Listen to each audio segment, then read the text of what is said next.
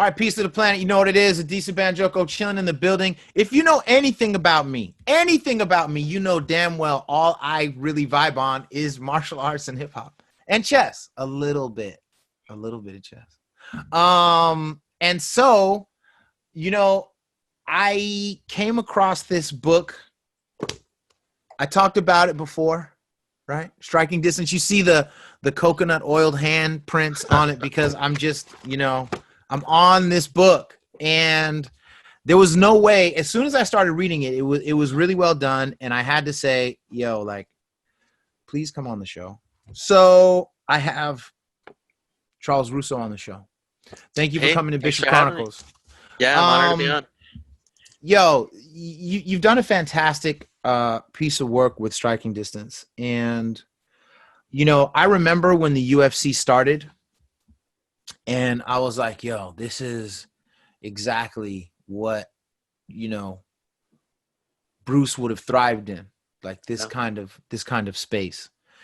And, also because of hip hop, normally, like there's so many references, not Wu-Tang Clan alone, right? Because they've got a deliberately more Shaolin, Shaw Brothers kind of essence to their thing, but Bruce permeates that as well. Right. Yeah. In my opinion. And so there's so many other references to Bruce Lee and hip hop. I wanted to talk to you kind of about why you think Bruce is so iconic in so many different spaces to so many different people. Right. But specifically to hip hop. So, I want to thank you for being on the show, but tell me about your introduction to Bruce Lee and what was his impact on you before you decided to write this book? Yeah, I mean, it's interesting. I was never a Bruce Lee fanatic in the way that Bruce Lee has fans that are fanatics with a capital F. Mm-hmm. But I always loved his movies. I was, growing up in the 80s, I feel like I would always come across them, on the cable dial, and it would be somewhere in the middle of the movie. Felt like I never saw Enter the Dragon from the very beginning until I was in college. Right. But once I got to that point, I never left. I sat down and was all about it. And really, where this all jumped out at me was, I mean, it's kind of interesting. I was sitting in a photojournalism class at SF State, and one of my classmates came in with photos from Chinatown. Mm-hmm. And he points to this photo and says, this building is the Chinese hospital on Jackson Street, and it's where Bruce Lee was born. And just like, booyah, it exploded in class. I was just like, wait a minute. Bruce Lee was born in San Francisco? And I have a degree in history.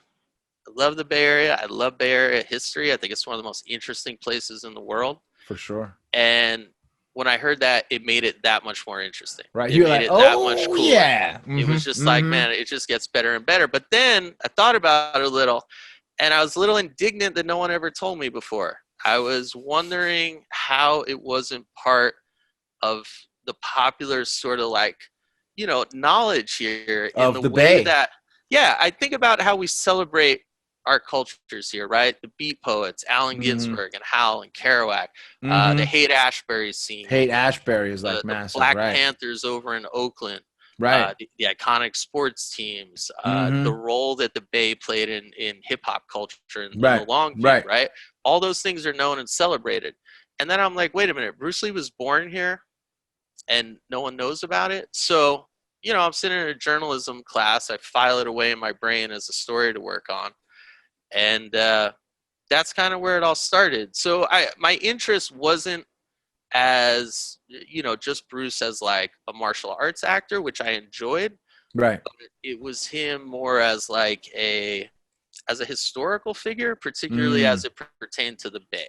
Yeah, no, that's a beautiful thing. And it's important because people do forget that he was born here. They forget, that he was in Oakland for a long time. I feel like, it's just kind of the curse of becoming bigger than life. You know what I mean? Is that a lot of real basic facts kind of like slip past, as the mythology grows. Like I feel Takes the same over, way yeah. about Tupac, right? Like Sure, Tupac sure. is like a huge icon, but then there's all kinds of stuff that people just don't know. You know what I Yeah. mean? And so Such as it's his time in Oakland.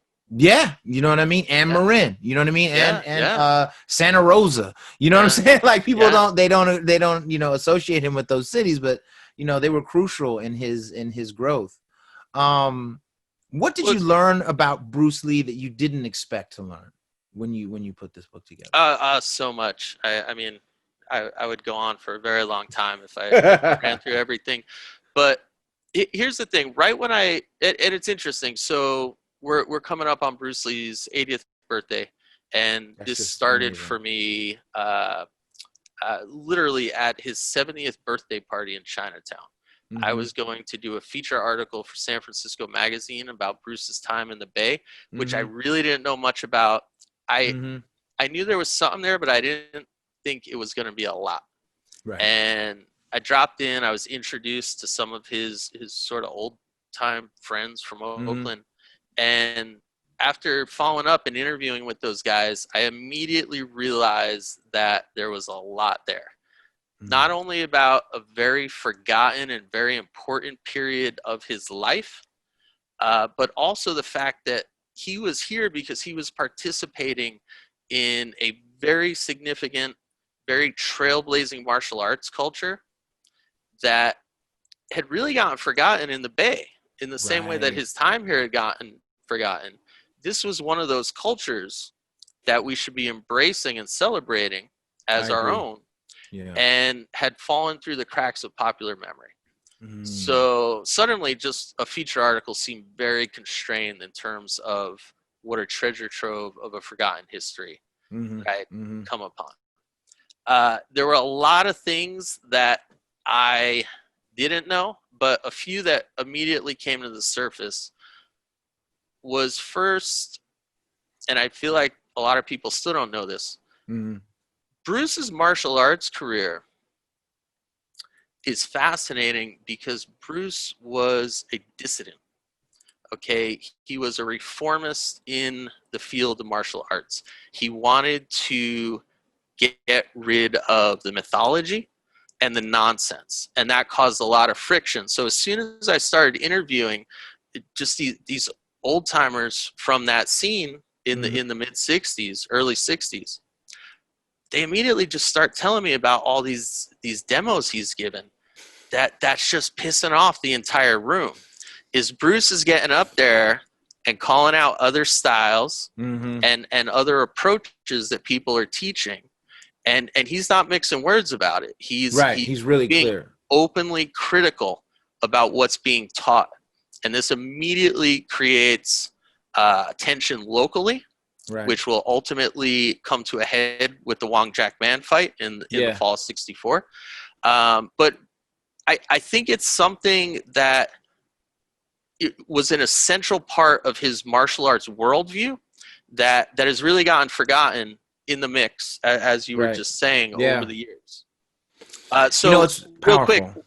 if I could just say, one No, of the continue. themes that came to the surface in the book uh, was the disparity between realism and mythology in the world of the martial arts, which is a long-running theme, particularly in the field of the Chinese martial arts. For sure. Bruce wasn't the first reformist to come along and try and do that, and that's something that I try and document in the book with other historical examples. Right.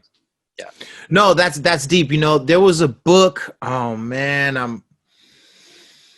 I feel really, really bad right now because I'm blanking on the dude's name, and he wrote an amazing book. But he was someone that first wrote about other Chinese martial artists who had, you know, tried to bring more realism to the understanding of what worked and what didn't. And he Yeah. documented a few people who, you know, and I'll on an upcoming episode, I'll cite this person because I don't have the book with me right now. Yeah. Yeah. Okay. But you know, it's really deep, man, and it's tough because, you know, I'm a Brazilian jiu-jitsu practitioner. I did a little bit of a screamer before that. I was horrible at it.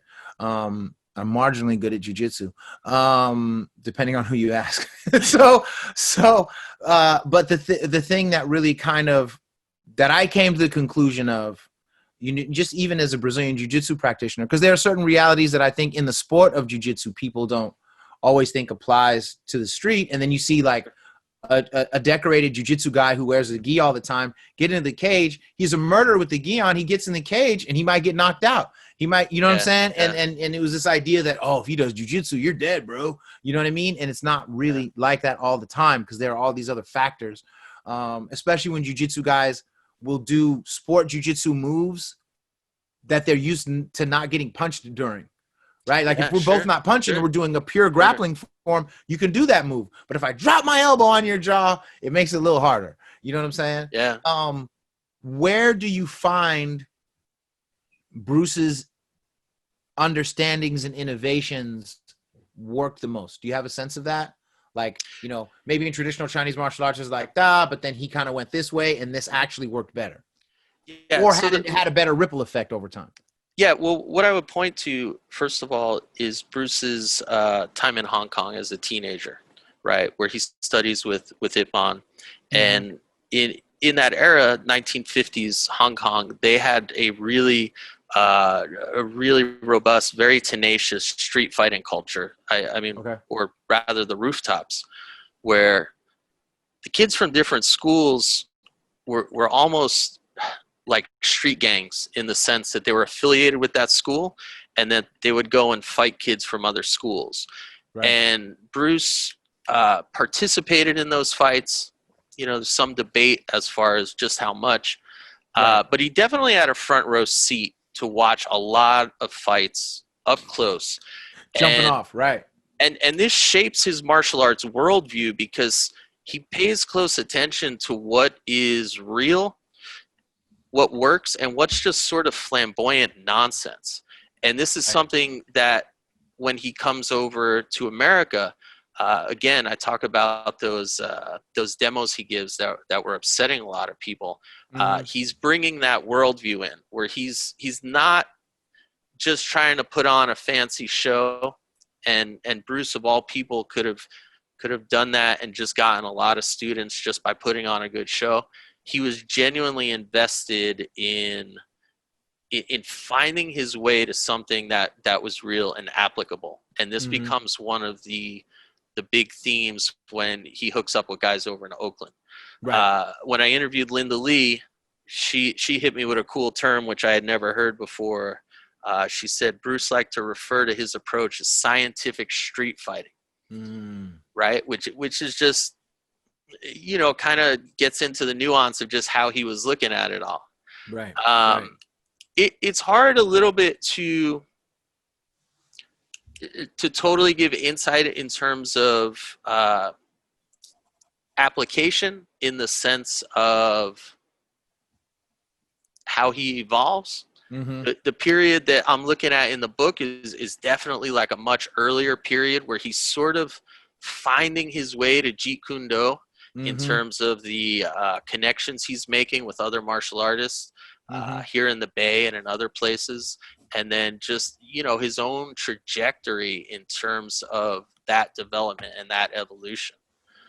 But I think in terms of what applies well is, I don't know if you've ever seen it, but a few years ago, there was a video that surfaced of his demo in '67 in Long Beach, where he had an open sparring session with two different colleagues or students. And I mean, just his counter striking ability. Right. I mean, you see, is unbelievable. It's ridiculous. It's stunning. And, you know, I know people look at it through current standards in terms of everything he was doing, but in terms of what he was applying 50 years ago and how rigid the approach was, in the sense of everyone was in their set schools and you really didn't stray from that. You understand why people cite him as one of the philosophical godfathers of MMA. It's there on camera. Yeah, man, that's crazy. It's really crazy. Now, I wanted to ask you about the role of dance in how he fought. I have a presentation, a college presentation that I give about him and Miyamoto Musashi and the role that dance played in both of their lives.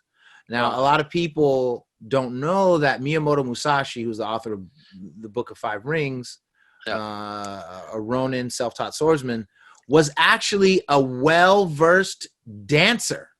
He was a no dancer, Noh. Yep. It's like a theatrical dance. And he actually he taught one of his adopted sons how to be a no dancer. And he writes a letter to someone that runs the castle. And he's like, look, my son is not necessarily like a swordsman. He's not like me, but he is a great dancer, right? Yeah. He's a great dancer.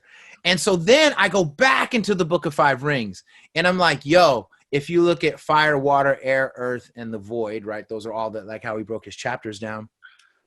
They all kind of have a rhythm, right? Oh, wow. And I start looking for the threads of rhythm in each one. And the book gets a lot deeper for me when I realize how much he was connected to dance. Now, it hasn't been understood or explained by historians how he became a no dancer. You know what I mean? Like no one ever says, oh, well, he spent some time at blah, blah. But he was apparently good enough at it to teach other people well enough to get accepted at castles, right? And I see this thread of rhythm. Can you talk about the thread of rhythm in Bruce's life, him being a cha-cha dancer? And was there anything that you were able to glean from that? And if in any way, and if it doesn't apply, it doesn't apply. But do you feel as though there's any aspect of being a dancer and things like that that helped shape his approach to fighting? I absolutely. So, as maybe your listeners know, Bruce Lee was a national dance champion. He was the Hong Kong Cha-Cha champion of 1958. Mm-hmm. And when he first came over to San Francisco, after not lasting very long as a busboy in Chinatown, he would teach, he would give dance lessons around the Bay Area. So it was very much part of, one of his skills. One of my favorite quotes that I got from someone was James Lee's son, who lived with Bruce, and said, not a lot of people know this, but Bruce Lee could dance like Michael Jackson.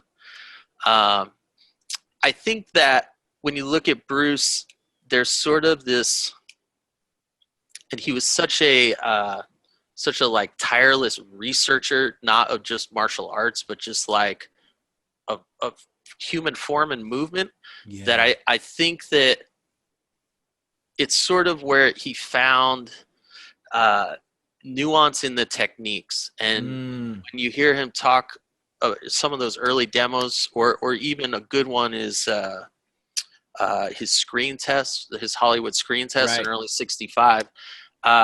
Just application of soft principles versus hard, which at the time, most Americans were very karate.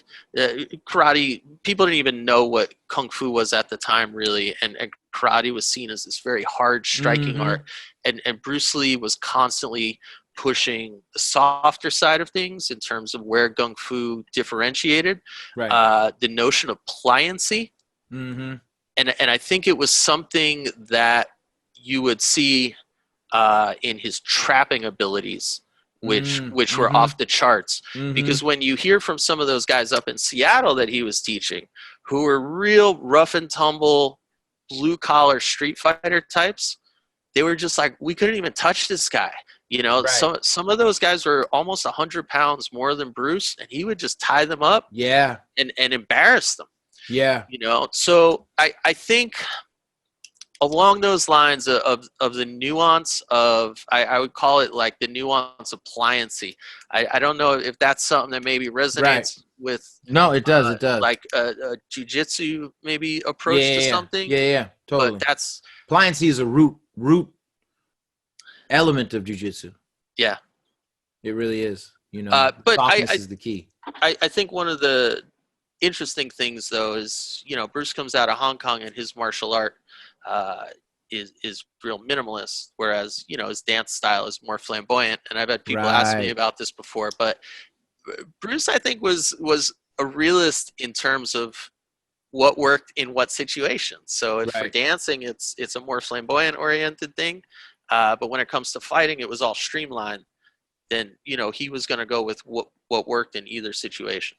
Yeah, it actually, now that you say it out loud like that, I can actually make sense out of how his sense of rhythm informed him about timing and technique, right? and that was going to apply in totally different ways in a real street fight as it would to making a movie, right? Oh, Like, yeah, you know what I'm saying? Like, completely. yeah, that's really interesting. Now we get to the center of the shrubbery maze. Yeah. Two questions.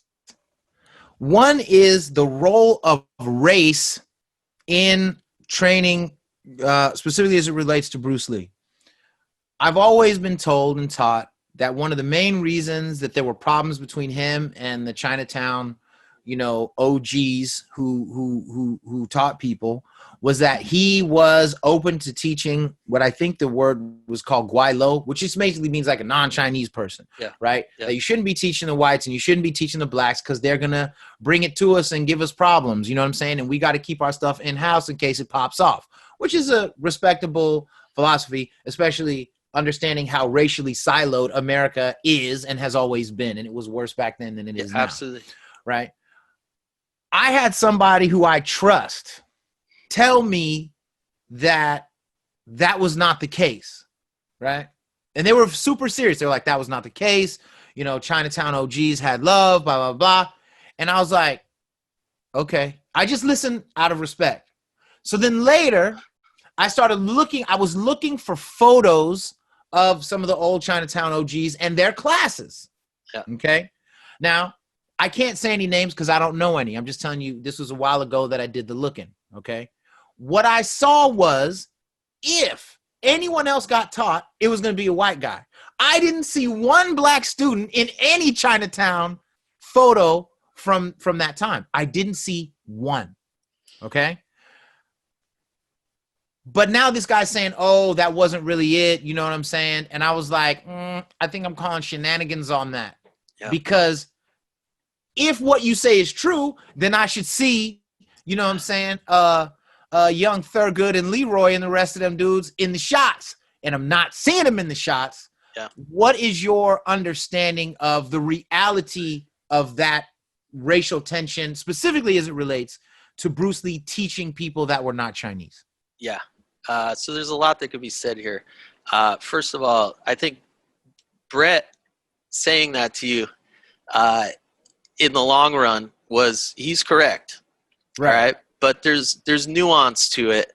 And there's a lot of nuance to it. So that was somebody other than Brett. Oh, Shout really? out to Brett Sweet, by the way. Yeah. Shout out to Brett Sweet, by the way. You know what I'm saying? Yeah, Brett. But it was great. Not Brett. This was another scholar who, for the record, is Chinese. Okay. And I was kind of blown away by the idea. You know what I'm saying? But then Brett did say it when he was on the Bishop Chronicles. Yeah. Let me wade through it real quick well, it might take a sec, but bear with me. First off, I always refer to it as like the non-Chinese code. And the idea is that this was something that came out of the Tongs.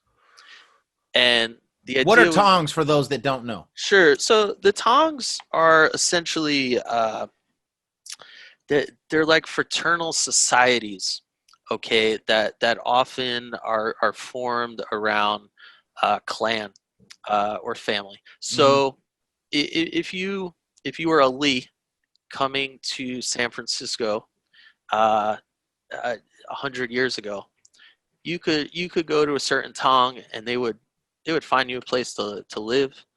They would find you a job. If you died in San Francisco, they would ship your body back to be buried in China.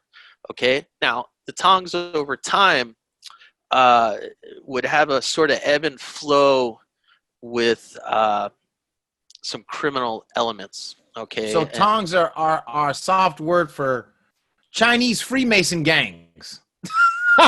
It's right? Like it's not, and I don't want to. If I disappear, you know what happened. But what I'm saying is that when I worked in Chinatown for a brief moment. Fraternal society, you know. Yeah. So we're on the same page with that. Okay. Yeah. I don't want to disappear. Is all I'm saying. Yeah. But here's the thing: is that the Tongs, which is where before there were more formal schools, it's where where the martial arts would be taught. And this is something I Word. try and chronicle in the book in terms of Mhm. the earliest schools and who the people were. Mhm. Because a lot of times when you hear about Bruce Lee, particularly when it comes to the Wong Jack Man fight, a lot of people are like, oh, they didn't want him. So when someone says that to you, say, okay, who? Who is And they? they'll say the Old Chinatown Garden. And then you should say, okay, who specifically? Because we know who they are. Right. Okay, we know to a person who they are now. We know what their careers were. We know which tongs they were associated with. We know what their worldview was, Mm-hmm. okay, in terms of the martial arts. The Tong code of not teaching people outside of just Chinese people was absolutely real. And it was something that had to do with just the racism and tension that existed in the New World, in Mm-hmm. America, which Mm-hmm. had a lot to do with the Chinese Exclusion Act, which ultimately is passed in 1902, and which basically categorizes Chinese Americans as second-class citizens, Right. if even that. Right. Okay, so Somewhere near 3/5 of a man. yeah, yeah, Like, you know, it's the yeah, same and vibe. It's a very yeah, similar vibe. You definitely, know what I'm saying? definitely, and basically the way it was seen, and I talked to a lot of old timers on this, okay, Mm-hmm. who've lived this and experienced it. The martial arts were seen as sort of a weapon in their arsenal. Of This was course. their skills that they brought from their homeland. I even had certain people say, "Look, like a lot of Chinese people are a lot smaller than these big, people who would come into White town. dudes and black dudes walking around. Yeah, Yeah, yeah, yeah. you would have sailors on shore leave coming into Chinatown to party it up, and Talking it's like, crazy. what do we have against this? We have our martial arts. So if you're going to give that away, you're Mm. sort of giving away our ability to defend ourselves, okay, themselves. So Right. that So it's was much more about absolutely self-preservation as opposed to like a bigotry. I may be giving the idea an out, but I feel like there's also just a sprinkling of bigotry, just a there sprinkle. absolutely is. There absolutely is. I don't think we should be naive about it. I mean, Yeah. that's there as well. And the reality is, by the time you get to the early 1960s, when Bruce Lee comes to town and the period that I Mm-hmm. feature in the book, that code was in decline. And it makes sense that it was in decline because at the same time, uh, America is sort of coming around on its own laws and treatment Mm-hmm. of, for instance, the Chinese Americans. So Right. it's to me, it's not a coincidence, right, that at the same time that you have the Civil Rights Act passed, that you have housing acts passed that Right. enable Chinese Americans to now buy homes outside of Chinatown, Right. that you now have new immigration laws that allow Chinese, right? So America's taking its exclusionary code off. At the same time, the Chinese martial arts are like, okay, we're going to take ours off, Mm-hmm. and sort of get in on the economy of what they have to offer. Right. And That's that's, deep. we shouldn't be naive about that. At the end of the day, look, there was money to be made. You guys want to learn? You guys want to Yeah. learn Chinese martial arts? I have a school, and do we really want to cut off this whole segment of money that can be made? But what Right. I would point out, and I say this in the book, is in 1965, early 65, on the cover of Black Belt magazine, is Ark Wong, who was a kung fu teacher down in LA. He is Mm-hmm. Hop Sing, Mm-hmm. old school Chinatown. Uh, and he says in that interview, in early 65, in a publication, Mm-hmm. an English language publication, I am open to students of any and all types.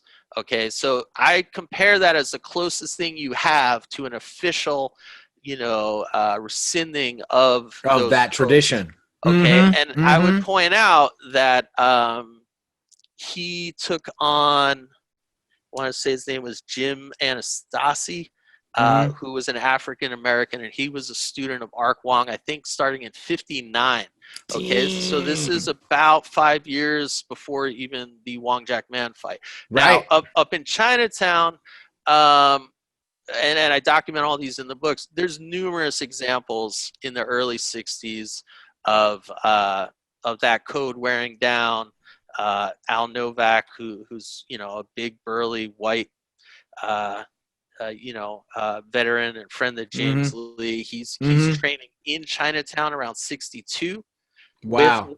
one of the old Tong guys, T.Y. Wong, Mm-hmm. Wong Jackman, who I give different examples about how Ty was, even though he was a Tong member, he was doing things that were contrary to that code. So Okay. I know that's a really long-winded answer, No. But I think but it's important though. Like we that's the need to get nuance of it. clarity on that. That's the Yeah. nuance of it. Yeah. Yeah. So and again, and this is kind of why I bring up the Jackie Robinson example. It wasn't like there's a league, the league suddenly says, here's a date where we're allowing this race to come in. One school might have been like, no, we're going a lot longer, we're keeping it all Chinese, Right. while Right. another school, and there were tensions. It's not a tidy transition. Okay, Right. I there's a point in the book where I talk about one of the old Tai Chi masters who in Chinatown starts getting, this is like late 60s, early 70s. He has a big following of San Francisco hippies who come to the YMCA to learn Tai Chi. Mm-hmm. He's getting threatening calls at night in Like, stop doing Chinatown. it, bro. Yeah, but the reality is, to me, that's less about the racism, and to me that's more just like an extortion than Yeah. anything Totally. that's Just really they just like, trying to punk him. Yeah. violating something. Yeah. Now, so is it your understanding that this issue around teaching blacks and whites was at the center of some of the problems that Bruce was finding with the OGs? Oh, yeah. Thanks for bringing that. So here, I forgot to point this out. So Yeah. when Bruce Lee goes up to school in Seattle and opens or starts to teach, at first Right. it's informal, then he has a school. I would argue that those classes were the most racially diverse classes ever to be seen in the Chinese martial arts up to that point in history. And Bruce deserves to be acknowledged for that, in the sense that absolutely Bruce, as a member of the younger generation, just doesn't even blink at taking all these guys as a student. His first student is an Right. African American, Jesse Right. Glover. Right. And then when you go through the ranks of that core group, they used to joke around and refer to themselves as the United Nations, because like every person had a different heritage. That's beautiful. So Bruce deserves to be acknowledged for embracing diversity from the get-go, without hesitation, without what he was taught back in Hong Kong, where there was tension. There was tension about him being mixed race. Right. People have different takes on that. Now, when you say that Bruce Lee is mixed race, will you explain to the layman what you mean? Because a lot of people still don't know. Yeah, well, this was something I felt like I sort of broke a little bit of information in the book here. And you'll find this interesting because you're down in San Bruno. So there are National Archives in San Bruno, and they have Bruce Lee's family records there. So I know exactly what you're talking about. Yeah, we could go look at them one day. So you can get his family immigration records from when he was born in San Francisco's Chinatown, and go through the papers of what's there. And one of the things that's there is an interview with his mom, and they ask her about her racial heritage, and she says that her father was Chinese and her mother was English. Okay. Wow. Now, for a long time, it was thought that Bruce was a quarter German. This had bounced around for a long time. And I went into the family archives. I tracked down someone on his mom's side of the family who handles the family tree. And he said, no, that's a myth. It's a gray area, but English is a sound approach. So, and this is really interesting. I have an article I wrote for Vice. I could send it over to you. Bruce's family history on his mother's side is like mind blowing. His mom comes from this really multicultural family that were power players in Hong Kong history. There is a picture of his uncle advising the Queen of England during World War II. That is bonkers. These guys are not only, they are major players. They were major funders of Sun Yat-sen's revolution. in China to overthrow the last emperor. There's serious history on that side. It's super interesting. And then his mom is like the anomaly of the family tree, where his, bear with me, maternal grandfather had like a wife and 13 concubines, and his mom was like the adopted daughter at the end of all those children. So it's this crazy heritage. That is bonkers. Yeah, but it's this gray area where, Right. I try and, get through it all, which is not easy. But he comes from a highly multiracial family in Hong Kong, a very well-known family. So Bruce grows up with that. Okay, Right. it's part of his family informing upbringing. his philosophy as a human being. Yeah. So, for instance, when he is about to marry Linda Lee, Linda Lee's family is not happy about their daughter marrying a Chinese guy. Bruce's family is kind of like, whatever. We'd rather you marry a Chinese girl, but we're not upset. We're not going to sweat it. Right. Yeah. Now, who was Wong Jack Man? Who is this guy that has this legendary fight with Bruce Lee, and where did he come from? Where did he come from? Yeah. One of the things that's tough with Wong Jack Man is that the Bruce Lee fight, his fight with Bruce Lee, so overshadows his entire biography that it's a disservice to him. He deserves better than that. And it's like this catch-22, because there's no way of discussing his martial arts career without eventually just getting to this story, right? Like, we're about to do it, right? And I feel for the guy, because he had a very notable martial arts career, and it eventually got pigeonholed by something that transpired when he was 23, and then it overshadowed the rest of his life. Wong Jack Man was, and this is interesting, because what starts to shape up is this remarkable symmetry to Bruce. Okay, and not to use an obvious metaphor, but there's a yin yang going on, symmetry going on. Wong Jack Man is of a very notable lineage of Northern Shaolin. I can't really pronounce the Mandarin pronunciation. No, that's fine. But, yeah. We'll all forgive you for that. Yeah. Ku Yu Chung would be the Cantonese, and very notable figure in Chinese martial arts history. Was known, I believe, as one of the 5 tigers of Shaolin who brought the northern arts to southern China. Okay, so by the time Wong Jackman is very much the prodigy of that lineage. Okay, he's the embodiment. He's like the Hoist Gracie or something of the yeah. And he comes to San Francisco's Chinatown, I believe, in '63. Again, his biography is tough to navigate. Right. And he's seen as the young representative of that school, so the Jingmo Association, and he's given permission to teach in America.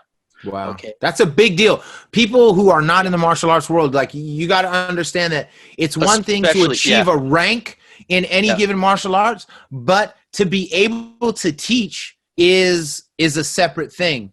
And just to show you how authentic that is, when I was awarded my blue belt by Charles Gracie, you get this, certificate.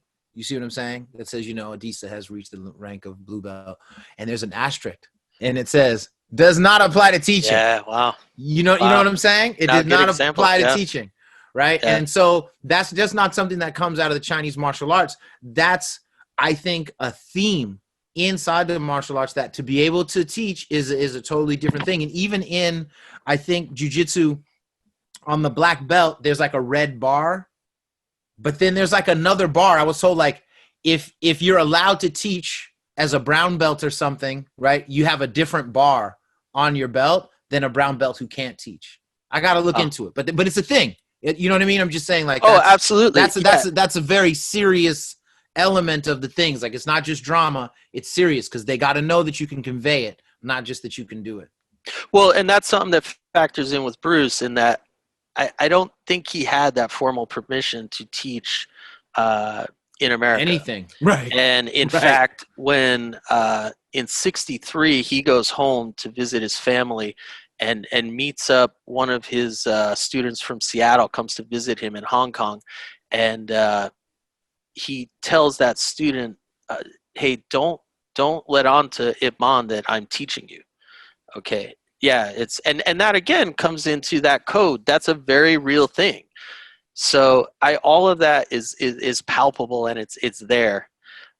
When Wong Jack Man arrives to San Francisco's Chinatown, he's immediately uh, noticed for his abilities. Mm-hmm. He's the first to arrive with the Northern Arts. You know, San Francisco's Chinatown, based on historical immigration patterns and who Mm-hmm. populated who came from China for the gold rush was really all from the South. So it's all Southern styles in Chinatown. Wong Jack Man is the first person to show up with a Northern style. Interesting. Yeah. That is Now deep. Now, there's how does he end up getting into beef? Like, of all the people well, that that's the could have million and dollar should have, question. right? Yeah, that's the million How dollar did he? question. You know, like, Yeah. break that down from your Yeah, understanding, yeah. please. So first off, I would say that I don't think there's an absolute right answer to that, but I'll map out the ones that are there, and because different people have different takes on this. You know, one of the things that's interesting is I conducted over 100 interviews for this, Mm-hmm. and I just chased down whoever I could that was part of that culture at the time and was close Mm-hmm. to it. Not Mm-hmm. after the fact, which is a little different, right? Right. They had heard this from so and so, Right. but Right. Right. people that were in the room, people Right. that were in close proximity, everyone, every one of those people has an opinion about that fight. Okay. The difference though is, and again, this goes back to what I was saying about like they and whatever Right. is okay. Who was in the room, right? To a person, like let's identify them, right? And what's their account and what did they see? Right. But that's the fight itself. With regards to the tension, uh, that is a little bit of a longer story. If we could back up a little bit, when Bruce Right. first arrives to San Francisco in '59, the spring of '59, he immediately gets off on the wrong foot with Chinatown martial artists. There's immediate tension between them, and I document one of them in the book where he goes down into the school, Lao Bun School, who is really sort of the patriarch of the martial arts scene in San Francisco's Chinatown. Lao Bun is an old Hop Sing Tong enforcer who Mm-hmm. later in his life settles into formally teaching. Okay. His school was right off of Portsmouth Square. And Bruce goes down and just starts talking shit, and Lao Bun throws him out and immediately gets off. There's immediate tension Right. between what they saw as a Hong Kong Wing Chun kid, who's the Wing Chun school in Hong Kong. Ip Man School was known as a particularly tenacious one. Right. And in terms of just the attitudes, which is interesting because even if you check out some of those old guys that are still around, they have that edge to They them, still got it. which cracks me up. So immediately there's tension, and I couldn't nail it down, but I also believe that the other teacher, T.Y. Wong, who I mentioned earlier, who is also Hop Sing, Mm-hmm. I believe in '59, as early as '59, he had an issue with Bruce as well. He's also responsible for my favorite quote in the entire book, which is he deemed Bruce Lee to be a dissident with bad manners. Okay, which I think really cuts to a lot of what we're talking about. Mm-hmm. Bruce eventually goes up to Seattle. He's teaching up in Seattle, And then he's making trips back to the Bay. Part of the time he's doing it to teach dance lessons with one of the big dance studios here. Not a lot of people know that. And he starts hooking up with the guys out in the East Bay, James Lee in particular, and the guys in James Lee's orbit. James Lee is old school Oakland, went to Oakland Tech, had a reputation as just being a savage street fighter in his day, was into gymnastics, broke weightlifting records at the local YMCA. This is who Gifted. Bruce hooks up with him, even though James is twice his age, in his 40s. Bruce is this young guy. They're just on the wavelength. Right. They are envisioning the same sort of martial arts future, which is in direct contrast to what's going on in Chinatown, a more traditional approach. So Bruce starts making these trips, and essentially they start collaborating. I mean, James Lee's already doing a lot of the things that Bruce wants to do, publish martial arts books, develop. James Lee would build his own training equipment in his garage. Wow. Yeah, and he would also run a very modern martial arts school out of his garage. So Bruce is like, I found my wavelength. And also James starts introducing him to all these other really notable practitioners who have a more, maybe forward-thinking mindset. Wally J would be a good example. Definitely, a streak of innovation. The issue is that James Lee, just like Bruce had tension in Chinatown, James Lee had a big falling out with Chinatown as well. He had published a book with T.Y. Wong. The two of them had a falling out, and before long, there's this tension across the Bay.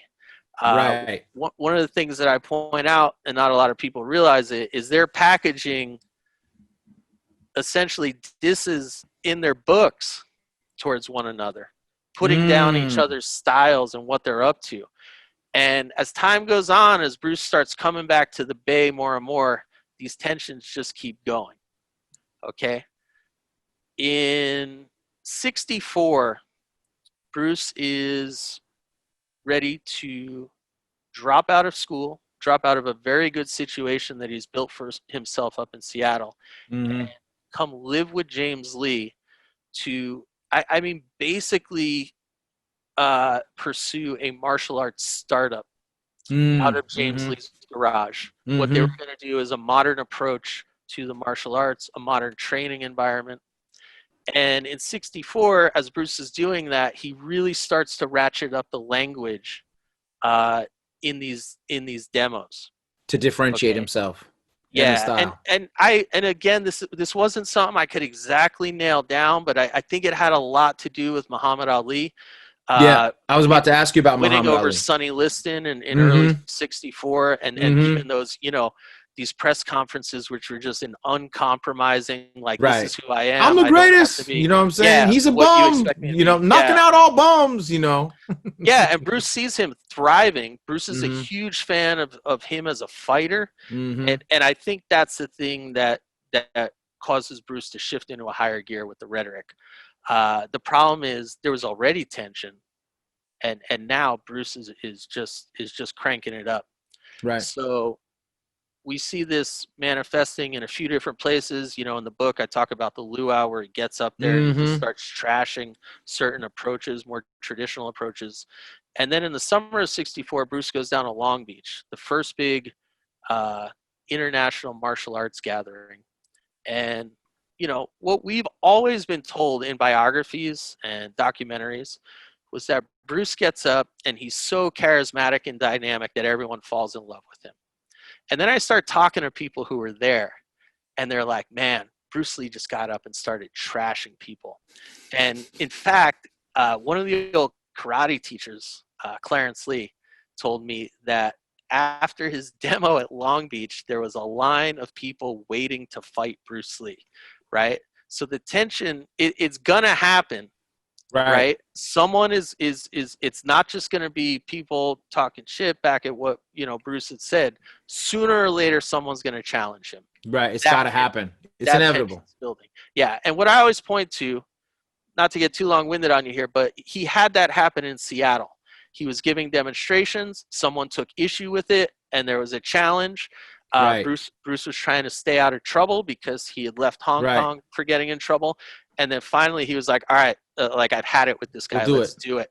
And he obliterated that dude. Yeah. That dude got mopped by all accounts. That fight in Seattle, he obliterated that guy. And here's the thing that I would point out. For a long time, that was just seen as some guy who ran his mouth and didn't know what he was getting into. But if you hear Jesse Glover's account, and Jesse Glover, I will take his assessment on anything. Jesse Glover was like, no, this guy had a real reputation for fighting. He could attach power to his punches and his kicks. Mm-hmm. He had just gotten into a fight where he disarmed the guy with a knife and took the dude out. So he wasn't no punk. He wasn't new to this. Yeah, right. This wasn't some chunk that challenged Bruce in Seattle. And Bruce just annihilates this guy. Yeah. Okay. So Bruce comes back from Long Beach in the summer of '64, and he gives a demo with all these tensions running in the heart of Chinatown. Okay. Packed house at the Sun Sing Theater. Incidentally, it was the same theater where, when Bruce was born, Bruce's father had performed as a member of the Chinese opera. Insane. Which is really the reason why Bruce was born in San Francisco, because the people at the Sun Sing brought Bruce's father over to perform. There was no immigration at the time. That was the whole angle on it. And Bruce is there for an event with a Hong Kong movie star and dances the cha-cha. And then, as Bruce would typically do at even the dances, he gives a demonstration. And the demonstration goes wildly off the rails to the point where like almost a full riot fight breaks out on stage. And Bruce steps back and basically puts out a challenge that, well, he words it in a way that it's a gray area. And I think Bruce having this is really interesting, actually. I think Bruce, coming from a background in show business, he knew a way to word it so that he had a little bit of an out if anyone wiggle room if it got really yeah. And he basically said, if any of my Chinatown brothers want to come check out my Wing Chun, my school's right over in Oakland, right? So this goes out through Chinatown as just like, look, you know, and during the takers, right? During the demo, it was believed that Bruce sort of dissed the old school guys, T.Y. Wong and Lao Bun, by saying these old tigers have no teeth. Okay, and this is where it all starts to go off the rails. So the idea is out there that Bruce put out the invite. You guys have a problem with me? Come on over to Oakland. And the question is, who's going to step up and be the person? Right, and that's where it gets really interesting. Starts getting muddy and starts getting intense. Well, the $1 million question: why Wong Jack Man? Right, there were all these other people from other schools who had tension with Bruce, and yet it's this guy who had never even met him before, who wasn't at the Sun Sing Theater, who winds up stepping forward. Right, and this is just the big question. So there's different theories on this. Okay, one is that Wong Jack Man did it out of sort of almost like a macho self-promotional effort. I'll be the guy that shuts Bruce Lee up, and then my school will be lit, and everybody will be on. It'll be the one to go to. Northern Shaolin is in the building. You know what I'm saying? Yeah. And then there's another point of view, which is like, nah, he was the new kid who got goaded into a fight and didn't understand the stakes. Is that basically he was, hey man, like, you know, it's just a friendly match. You'll go over, show him what's up, and it's all good. And then he shows up and it's hot and mean and intense, right? Yeah. So now the prevailing notion that's been out for years was that, you know, we've seen this just rendered in ridiculous fashion in movies over the years, is that the old guard took issue with Bruce teaching non-Chinese and sent Wong Jack Man over as an enforcer. Right, to shut that down and let him know. Remember, Northern Shaolin's in the building, stop teaching them. And I just, look, the evidence, it's just a false narrative. I'm sorry. There's ample evidence that you know, that old code was not only was that winding down, but that the old school guys, again, if someone was going to send Wong Jack Man over, who would it have been? Well, it would have been those old guys who ran the martial arts culture of San Francisco's Chinatown. It Right. would have been Lao Bun. It would have been T.Y. Wong. And Right. there's evidence where they're like, no, that's not how we operate. You don't go over to someone's school and go into And their set it school, off. and you don't, it was seen as really bad form, and it was seen as outside the bounds of how Chinatown operated. They did not want it to be Hong Kong, where it's the martial arts Wild West and everyone's challenging each other. Okay, it's not good for business in Chinatown, right? For sure. So those are the ideas, and I mean, in terms of, you know, why Wong Jack Man is the guy, it's still debatable, but Right. those are the threads. I think I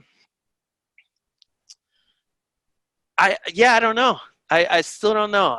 I could speculate It's such on a it, deep but thing, man. It's such a deep thing, you know, because, you know, again, Brett Sweet had told me that, you know, that Wong Jack Man had this great history, you know, before, you know what I'm saying? Like how you had talked about, like he had this really illustrious history and that he was kind of hamstrung by this one moment in this great history, you know? Yeah. Well, now real quick, Go, what go. I would point out on that is, so if we just look at the long view of it, Wong Jack Man did teach in the Bay for about 40 years. I think he retired in 2005, and he taught a lot of different ethnicities over time. Yeah. Now, was he doing that in the mid 60s? Right. Probably not, but not because he was turning people away. You It just know, would have been the time. it's not easy to roll into one of those, you know, one of those basement martial arts studios in Chinatown and just say, "Hey, I want to show up." Right. You know? Right. So, yeah. Right. Now, hold on. There's a part of your book where you're explaining the fight. Okay.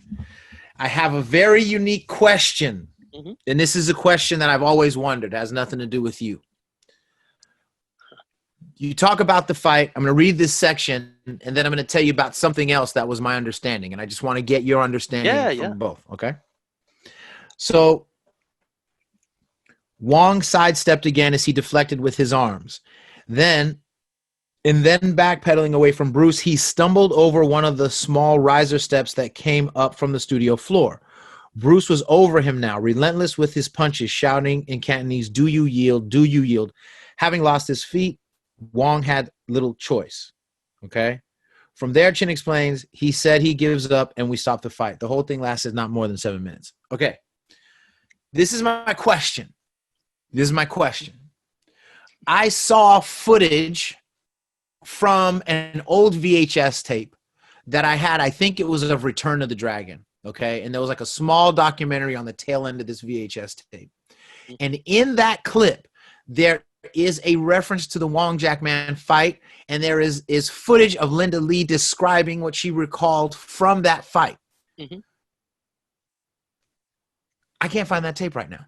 Yeah, no worries. But what I recall is that she specifically noted that Bruce had Wong Jack Man in some type of submission hold where he gave up. In this book, again, it still ends up on the ground in some way, right? Yeah. And Bruce is telling him, "Do you like?" No one questions that. He asked him, like, basically, "We done, bruh?" And he said, "We're done," and that was that. What I've been unclear on is, was it because from your book it sounds like it's more like strikes. From Linda's account, it sounds a little bit more like there was an actual submission hold. And I don't think there was a submission hold. No. Okay. That's fine. But wait, and the reason why is because I interviewed Linda Lee and we talked about this, and I don't know the account that you heard, so I can't say, but I'll try to find it somewhere. I think I got it. And here's what I would point out: the quote that you read is from David Chin, one of the people who came over to Oakland with Wong Jack. They drove over together. Okay, right. That matched up exactly to what Linda Lee told me. That matches up exactly to the other accounts I went and tracked down for the people who were in the room. When it went Okay, down. the people who we know are in the room. Where it gets ridiculous and you start to hear all these outlandish things is the people who are just like suddenly inserting themselves that they were there. And it's just I don't think I came up and said, Bruce, chill out, bro. Yeah, I don't think it's a coincidence, that those stories are coming from the same people who are just like, it's questionable at best. I mean, there's just a lot of accounts where, and I think what's forgotten, this is interesting, right, is that when this happened, this was a local beef. It was just like, it wasn't a world-known, world-famous fight. Bruce wasn't even on Green Hornet yet. He wasn't known. So this was a local issue, right? So there was buzz around the Bay about it, sure. And there were people who were like, oh yeah, I was there, Well, maybe they were around that day, but were you there? Were you in the room? Now here's the problem. How do you walk that back when it becomes a world famous topic, right? You just thought you were talking, to your buddies at a bar. Now Bruce Lee is a world famous person, and it's like, wait, you were in the room? Tell everyone about what you saw. Remember what you told me when we were having the fried rice and the tea? Yeah, how do you walk that back? It's not easy to do, and it's just like, well, who knew that Bruce Lee was going to go on and be a global icon? No, we just thought he was going to take over the entire game. Yeah. No, that's really powerful, man. That is really powerful. Now, why do you think that Bruce Lee has become such an icon in hip hop? For me, my favorite references in this moment are, there's a b-boy from LA named Zulu Gremlin. And he there's a picture of him, and I wish I had it with me, but he's like, it's like a bunch of Shaolin monk type dudes, but they're all, they're all b-boys, but they're like Shaolin monks. It's definitely got this like Shaw Brothers, you know what I mean? Kung Fu element to it. I think in hip hop, people forget that when it comes to hip hop and martial arts, the rappers were the last ones. They were the last ones to embody it, right? Because we're talking about hip hop dance, we're talking about DJing, right? Graffiti, all this other stuff. Yeah. Everybody else had embraced it first. Rap was the last, but because rap is the biggest platform globally, it gets the most credit. But the other person who really reminds me of the influence of Bruce Lee in hip hop is Mixmaster Mike, the DJ for the Beastie Boys. So he had a few things that he did. One of them was on Bomb Records, Revenge of the DJ. It has some Bruce Lee elements in it. And then he has another record, which, forgive me, Mike, I can't remember right now, but it has other samples of Bruce Lee in it. Then, of course, you have, Stickman from Dead Prez references Bruce Lee a lot. You've got, obviously, like we've already said, the Wu-Tang Clan. Yeah, sure. We've got, like all kinds of stuff. And so why do you think that hip hop has embraced him so much? What are your thoughts on that? Yeah, well, the first thing I always point out when I talk about Bruce Lee's legacy is I think it's really unique in the fact that it's diverse, it's highly multifaceted. Bruce's legacy is not a one-trick pony. There's so many. We could just go through a laundry list of ways that Bruce Lee is influential, and I think that's why he stayed remarkably relevant so many years later, compared to so many other, say, of his contemporaries. And when I say that, I don't mean martial artists. I mean cultural icons, right? So, if you look at other, say, sorry to give you this example. No, it's fine. Say James Dean, right? He's someone who had a dynamic screen presence that embodied the rebelliousness of his era. Right? That's one aspect of Bruce Lee's legacy, right? Bruce had that, and then that's like, well, that's one facet. Let's talk about the other 30, right? So that's why if you ask, 115-year-olds today, do you know who James Dean is? Do you know who Bruce Lee is? They're all going to know Bruce, and no one's going to know James Dean because Bruce is relevant to their lives in a variety of capacities. Him being a godfather of MMA, the way he, really the way he changed representations on screen, right? Is profound. Bruce's influence on just cinema and the action Yeah. movie. Yeah. I can go on for you. An article I want to write is Bruce's impact on the video game genre, which I think is actually pretty significant. So Right? So, massive. yeah, Oh no, my I think God. there's a lot there, and Yeah, that's you need to just, do that.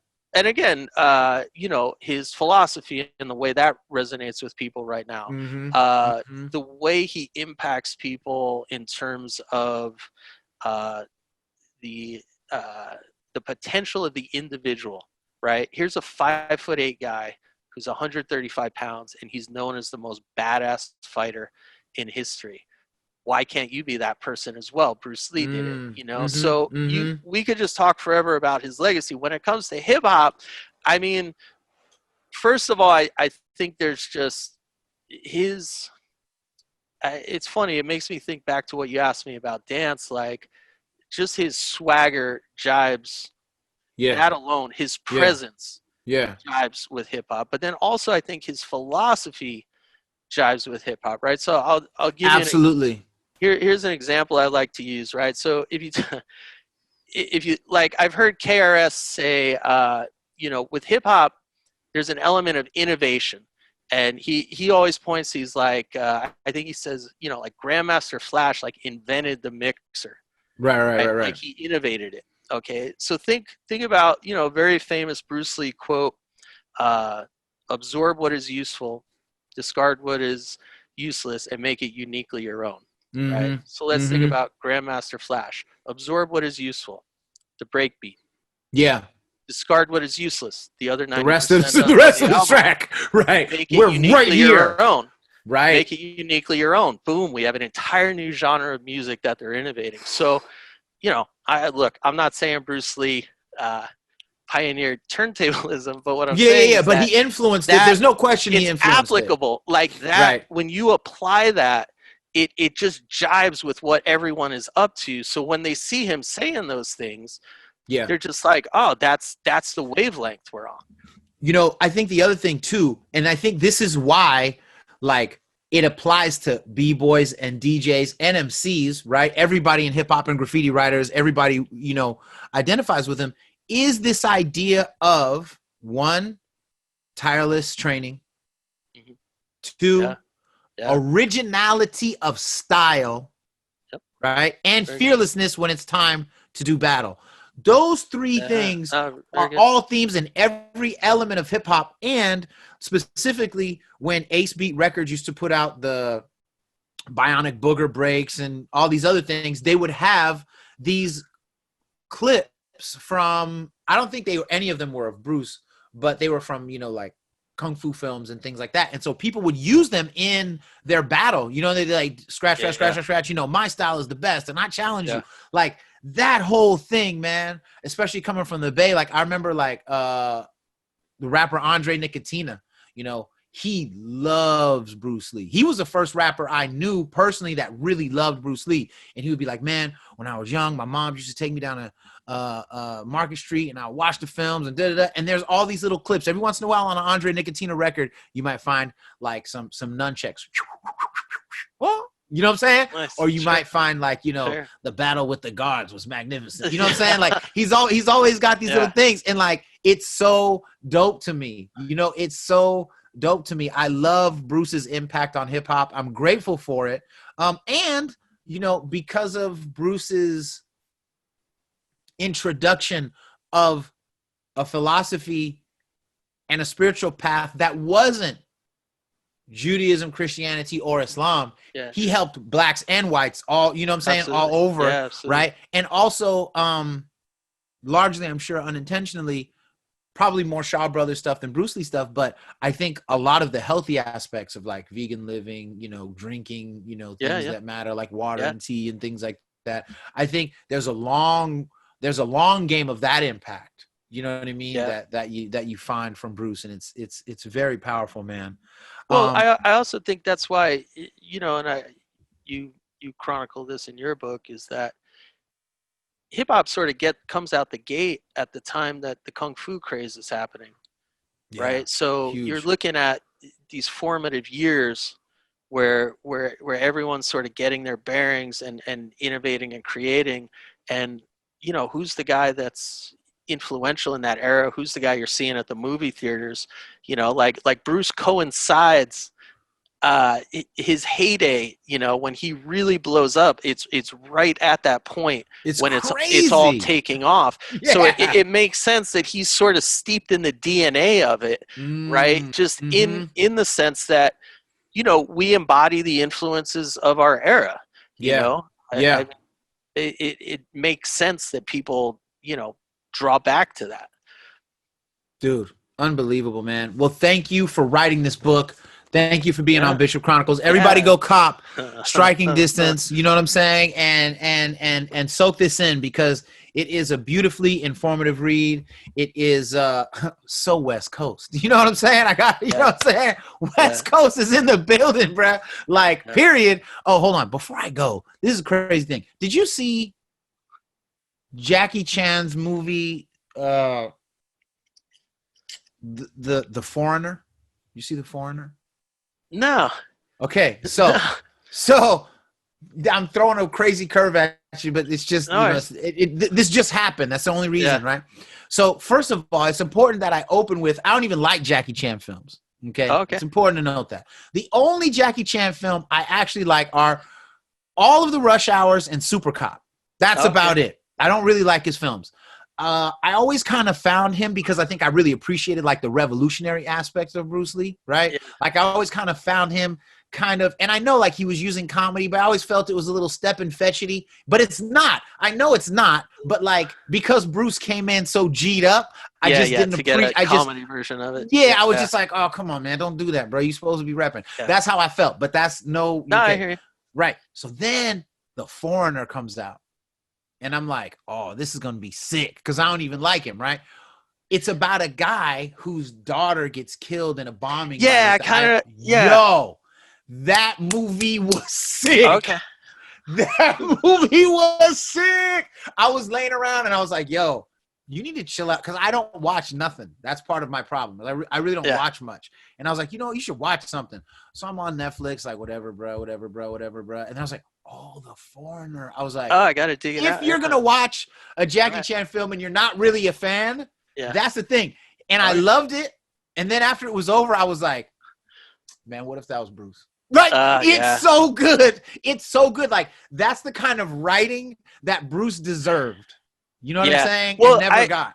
I mean, that's what's so crazy when you think about Bruce. I mean, it's great because you feel like he did hit his stride with Enter the Dragon. Like, it all came together. But it's crazy to think what he would have, went on to do. And then, even from a martial arts point of view, I really think grappling was right around the corner for him. It was I feel like that was going to be his next obsession. And I know, everyone looks back and says, oh, well, he never did that. Bruce was just tireless in his research and his analysis, and it was inevitable that he would have embraced that. And he didn't lie to himself. That's my take. He didn't lie to himself. And people forget that Enter the Dragon opens with him using a submission hold. Yeah. Which is like not the most cinematic thing, particularly at that time period. It should have been like a ridiculous jump kick. Blow, you know what I'm saying? Yeah. So yeah, I'm with you on that. Yeah, man. Thank you so much. Real quick, where can people get a hold of you on IG and stuff like that if people want to follow up with you and learn more? I have I have an Instagram account for the book, which is full of photos from his time in the Bay. So a lot of photos of him in Oakland, in San Francisco, all those old time, all those old guys, Lau Bun and T.Y. Wong. Yeah. I encourage everyone to learn about them too. They've all fallen into obscurity and they deserve to have their stories told. Absolutely. And there's photos of all them. So you could check it out. It's Instagram. I think it's at Striking Distance. It's not hard to track down. Yeah. And, the book is here in the Bay Area. Green Apple's been a big supporter of it. Green Apple. So yeah. Yeah. All right, man. Thank you again for being on Bishop Chronicles. Really appreciate thanks for having me. A lot of sharing fun. Your wisdom and your time.